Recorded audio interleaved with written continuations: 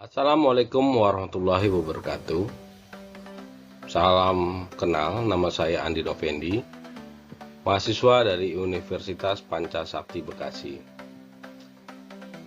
Di sini saya ingin menjelaskan terkait materi kuliah manajemen operasional dengan dosen pengampu Bapak Hendra Permadi, STMM. Adapun tema yang ingin saya jelaskan terkait perencanaan kapasitas.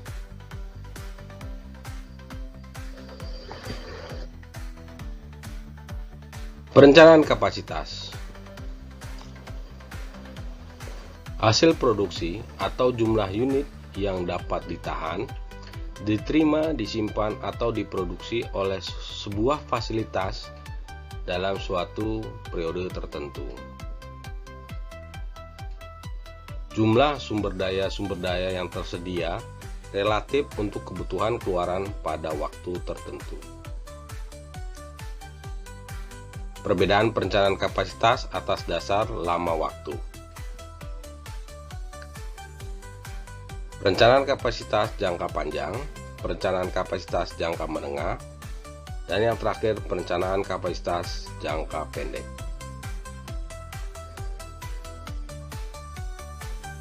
Perencanaan kapasitas. Kapasitas desain merupakan output maksimum sistem secara teoritis dalam suatu periode waktu tertentu. Kemudian kapasitas efektif. Kapasitas yang diharapkan dapat dicapai oleh sebuah perusahaan dengan bauran produk, metode penjadwalan, pemeliharaan, dan standar kualitas yang diberikan. Pengukuran kapasitas. Untuk pengukuran kapasitas kita mengenal utilisasi dan efisiensi, di mana utilisasi merupakan output aktual sebagai persentase kapasitas desain, sedangkan efisiensi merupakan output aktual sebagai persentase kapasitas efektif.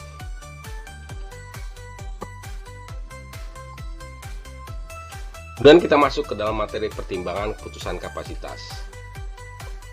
Pertimbangan keputusan kapasitas dapat meramalkan permintaan secara akurat, memahami teknologi dan peningkatan kapasitas, menentukan tingkat operasi yang optimum, dan membangun untuk perubahan. Pengelolaan permintaan.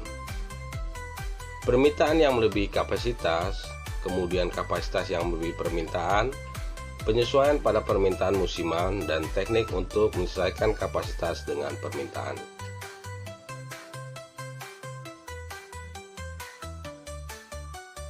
Kita melakukan contoh perhitungan. Di sini kita lihat secara perhitungan adalah sebuah perusahaan roti, di mana aktual produksi pada minggu lalu adalah 148.000 roti. Kemudian efektif kapasitasnya adalah 175.000 roti. Kemudian desain kapasitasnya adalah 1.200 roti per jam, di mana roti tersebut beroperasi 7 hari dalam seminggu. Kemudian melakukan shift 3 shift per hari dengan hitungan jam kerja 8 jam per hari, di mana desain kapasitasnya adalah 7 kali 3 kali 8 kemudian dikali 1.200, maka kita peroleh 201.600 roti yang diperoleh kapasitasnya dalam seminggu, di mana utilisasinya adalah 148.000 dibagi 216.000, nilainya 73,4%. Efisiensinya adalah 148.000 roti dibagi 175.000 roti, nilainya adalah 84,6%. Masuk ke dalam materi analisa break-even point atau BP. BP digunakan untuk menentukan berapa jumlah produk dalam rupiah atau unit keluaran yang harus dihasilkan agar perusahaan minimal tidak menderita kerugian atau balik modal. Kemudian BP menjelaskan hubungan antara biaya tetap, biaya variabel, permintaan, keuntungan, dan volume penjualan sehingga digunakan dalam menganalisa masalah-masalah manajerial.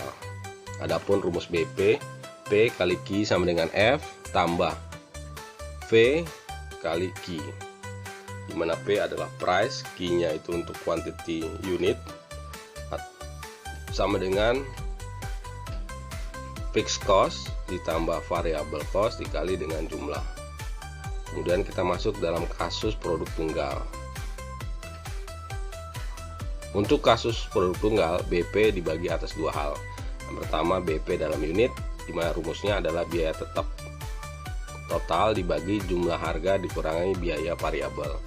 Sedangkan BP dalam price atau harga, di mana rumusnya adalah biaya total tetap dibagi 1 dikurang biaya variabel dibagi harga penjualan.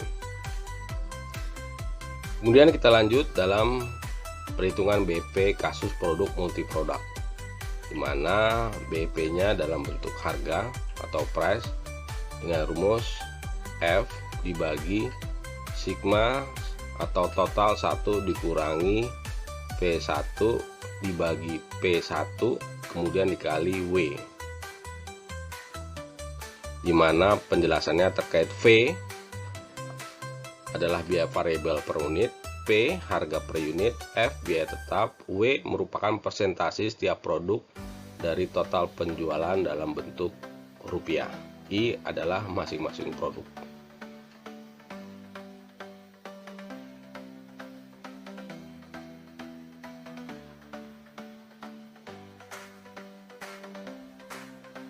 Mari kita lakukan contoh perhitungan.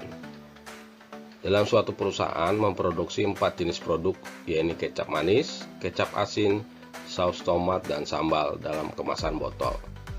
Biaya tetap per tahun ia adalah sebesar 260 juta, di mana data biaya variabel, harga jual, dan perkiraan penjualan ditujukan pada tabel berikut. Jenis produk kecap manis dengan biaya variabelnya 5.500, harga jual per unit 8.500 dan penjualannya adalah 35.000. Kecap asin biaya variabelnya 5.000, harga jual 9.500, penjualannya 55.000. Saus tomat biaya variabelnya adalah 3.600, harga penjualannya 4.500 dan penjualannya adalah 45.000. Sambal biaya variabelnya 4.000, harga jualnya 5.500, penjualannya 35.000. Berdasarkan tabel di atas, kita diminta untuk menghitung yang pertama adalah berapa rupiah BP penjualan perusahaan tersebut. Yang kedua, berapa unit setiap jenis produk perusahaan tersebut harus terjual untuk mencapai nilai BEP. Mari kita jawab melalui perhitungan. Kita hitung dulu hari produktif atau hari kerja dalam setahun adalah 312 hari. Kemudian biaya tetap per tahun adalah 260 juta. Kemudian kita masukkan tabel sebagai berikut, di mana kecap manis, kecap asin, saus tomat, dan sambal seperti dijelaskan pada slide berikutnya terkait dengan biaya variabel, harga jual, dan penjualan. Kemudian kita tambahkan kolom terkait kolom 5 mengenai pembagian antara biaya variabel dibagi dengan harga jual. Untuk kecap manis harga jualnya 0,65. Kemudian untuk tabel kolom 6 kita masukkan perhitungan di mana nilai 1 dikurangi biaya variabel dibagi harga. Jadi 1 dikurang 0,65 nilainya 0,35. Kemudian untuk kecap asin untuk kolom 5 variabel dibagi harga 0,53, maka untuk tabel 6 nya adalah 1 dikurang 0,63 hasilnya 0,47. Saus tomat biaya variabel dibagi dengan harga adalah 0,8. Kemudian untuk 1 dikurang biaya variabel dibagi price adalah 0,2. Sambal biaya variabel dibagi dengan harga 0,73. Untuk kolom 6 nya 1 dikurangi 0,73 hasilnya 0,27. Kemudian kita jumlahkan pada kolom 4, itu adalah penjualan dari 35.000, 55.000 untuk kecap asin, saus tomat 45.000 dan sambal 35.000. Jadi total 170.000.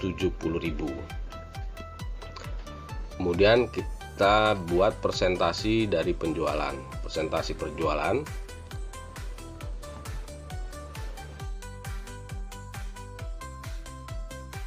adalah 21%. 21% ini dari mana? Dari penjualan kecap manis 35.000 dibagi 170.000. Dan selanjutnya untuk kecap asin sama 32%.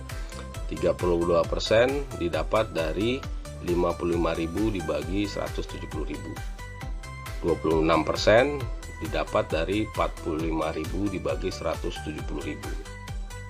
Dan yang terakhir sambal 21% didapat dari 35.000 dibagi 170.000. Kemudian kita bobotkan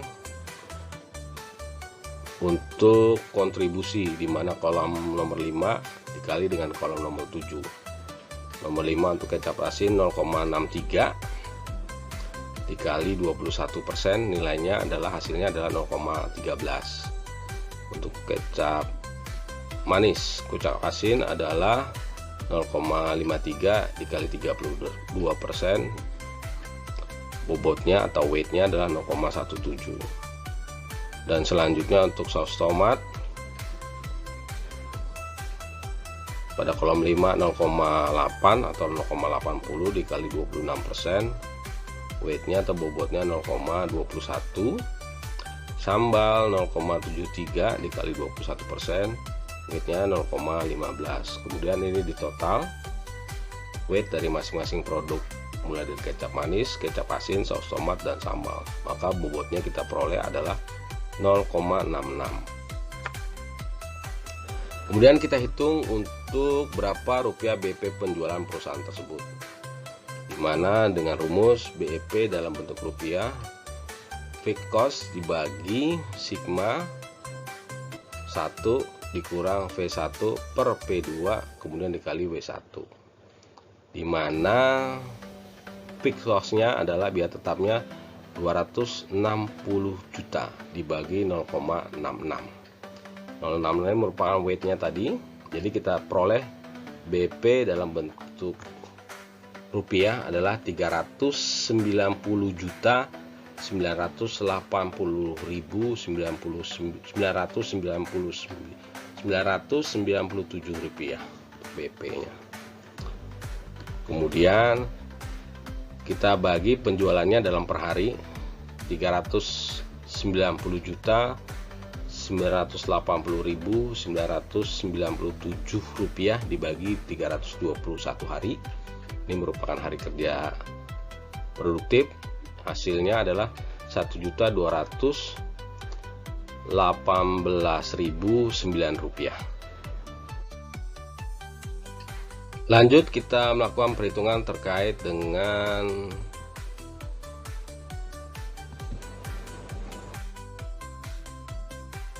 BP dari masing-masing produk. Untuk kecap manis, dimana rumusnya adalah persentase penjualan kecap manis dikalikan jumlah harian, kemudian dibagi harga jual kecap manis. Ya, persentase penjualan kecap manis adalah 21% dikali penjualan harian. Penjualan hariannya adalah 1.218.009 rupiah. Itu nilainya adalah 250.767 dibagi harga jualan untuk kecap manis adalah 8.500. Jadi nilainya adalah 29,5. Jadi kita genapkan pembulatan 30, artinya untuk mencapai BEP untuk kecap manis harus terjual 30 botol per hari. Lanjut untuk produk berikutnya adalah kecap asin. Untuk kecap asin, kita menggunakan rumus persentase dari penjualan kecap asin dikali penjualan per harian, kemudian dibagi harga jual untuk kecap asin. Persentase penjualan kecap asin adalah 32% dikali 1.218.009 rupiah, hasilnya 394.062 rupiah dibagi 9.500. Ini merupakan harga jual dari kecap asin. Maka hasilnya pembaginya adalah 41,48 atau kita bulatkan 41. Untuk kecap asin, untuk mencapai nilai BP harus terjual dalam satu hari adalah 41 botol. Kita lanjutkan untuk perhitungan saus tomat, di mana saus tomat dengan rumus persentase penjualan saus tomat dikalikan penjualan harian, kemudian dibagi harga jual saus tomat. Persentase penjualan saus tomat adalah 26% dikali penjualan hariannya adalah 1.218.009 rupiah, hasilnya adalah 322.414 rupiah dibagi harga jual saus tomat 4.500. Hasilnya adalah 71,65 atau kita bulatkan 72. Jadi untuk saus tomat untuk mencapai BEP harus terjual 72 botol per hari. Dan yang terakhir, sambal. Sambal dengan rumus persentase penjualan sambal dikali penjualan harian, kemudian dibagi harga jual sambal, di mana persentase penjualan sambal adalah 21% dikali 1.218.009 rupiah, hasilnya 250.767 rupiah dibagi harga jual sambal adalah 5.500. Jumlahnya adalah hasil pembaginya adalah 45,59 atau 46. Artinya untuk mencapai BEP sambal harus terjual 46 botol per hari. Demikian materi yang saya sampaikan, semoga hal ini bermanfaat. Mohon maaf jika dalam penyampaian ada salah-salah kata. Terima kasih. Wassalamualaikum warahmatullahi wabarakatuh.